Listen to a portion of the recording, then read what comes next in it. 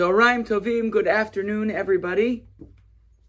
I wanted to share a message with you this week about the very end of our Torah portion, which contains something famous. You might be wondering why I'm wearing a talit. Well, that is your first clue, because in the end of our Torah reading this week, we have the description of the mitzvah of wearing tzitzit, of wearing fringes on our four-cornered garments. Used to be that garments that were worn in ancient Israelite times, early rabbinic times, had four corners on them, and you were supposed to wear these tzitzit on the four corners, these fringes on the four corners. Now, why the tzitzit? What do they represent? Well, you have to do a little bit of math, and you have to do a little bit of counting, but the first thing I want to tell you is to remember that old trick of tying a string around your finger to remember something. That's what the tzitzit are. They are reminders. Reminders of what? Reminders of mitzvot. Now, how does that exactly work? Well, the word tzitzit, trust me, if you do numerology, aleph is 1, bet is 2, tzadi yud, taf, adds up to 600. So 600, and there are 8 strings, and there are 5 knots. So 600 plus 8 strings plus 5 knots, my math hopefully is still correct, is 613. How many mitzvot are there? You guessed it, 613. So when we wear tzitzit on our garments, or when we wear tzitzit on our talit during prayer, we are literally surrounding ourselves with this reminder to live a life of mitzvot.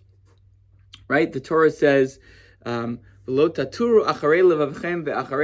don't stray after your hearts and your eyes. Right? Sometimes we have impulses to do not the right thing. Sometimes our eyes wander to not the right way.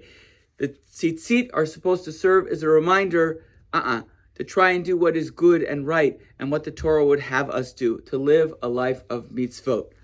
Why do we wear a talit during prayer? Well, because we are supposed to wrap ourselves in this idea that we are living a life of mitzvot, so that our prayers are not just words, they are also reminders of how to behave. And the very thing we wear when we are praying is a reminder of how we are to act, not just during prayer, but when we're out in the world all the time. Which is why, by the way, some people, you will notice, wear what's called a talit katan, a small talit. They will wear it under their garment. Sometimes the fringes will be sticking out. Sometimes the fringes will be tucked in, right? It says, uritem oto, you should see the fringes. So some people think that means other people should see it. Some people think that's just for them. Different people have different practices. But the idea is to see the tzitzit. They're supposed to be a reminder during prayer for those who wear it all the time during the day. Which is why, by the way, you will notice that people do not wear talit, with general exception, in the evening. The only evening everyone wears it in our traditional Ashkenazi custom anyway is Kol Nidre, the holiest evening of the year, Erev Yom Kippur. Or you will notice a prayer leader wearing it when he or she is leading, and that is sort of an extra sign of respect. But as a general rule, fringes are not worn at night because they didn't have electricity back then and they couldn't be seen.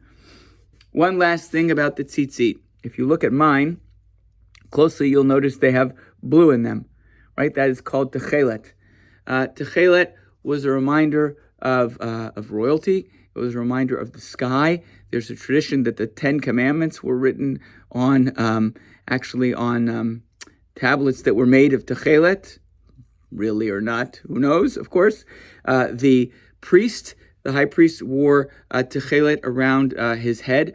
So the techelet was a reminder that we were connected to God, right? The sky, creation, right? A reminder that we should try to be like the priests. We should try to elevate ourselves in our behavior. And a reminder that we should live lives of Torah. That's why the blue was reminiscent of the blue on the 10 Commandments. So you ask, how come a lot of people don't have techelet on their talit? Well, that's because we're very reasonable people. And very early on, the rabbis were discussing how to find this techelet.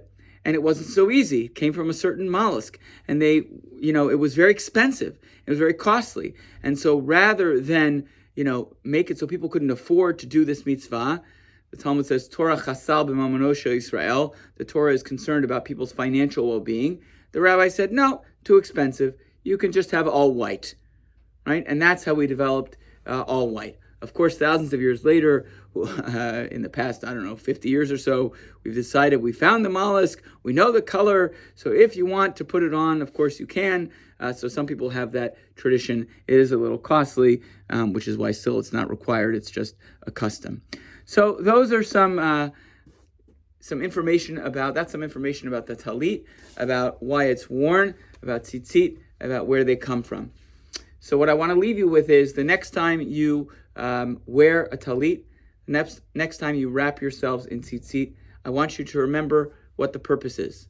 I want you to take a second, uritem otam, it says, to look at the tzitzit and to think about what it means to live a life of mitzvot, and to challenge yourself every day to do another mitzvah and another mitzvah in order to better yourselves and better the world around you.